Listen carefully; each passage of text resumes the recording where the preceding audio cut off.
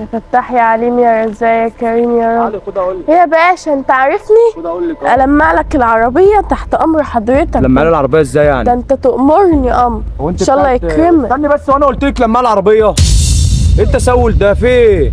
في حضرتك مش انت اللي ناديت عليا؟ انا بندهلك علشان خاطر حاجه تانية. طيب اتفضل انا اسفة جدا.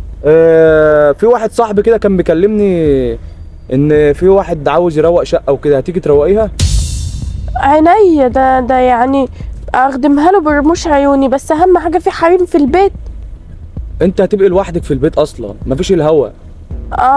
طب قول لي بس الشقة دي كام أوضة وهتروق فيها ايه بس عشان نبقى عارفين. الشقه معرفش، ايا كان زي ما تبقى هتاخدي اجرتك وخلاص. انت هتقفي ترغي معاه كتير ولا ايه؟ هتيجي ولا امشي اشوف غيرك؟ لا يا بيه هاجي طبعا. طب يلا ان شاء الله يكرمك يا ما رب. تحطيش ايدك بس على العربيه بالله عليكي. يلا قربي اركبي.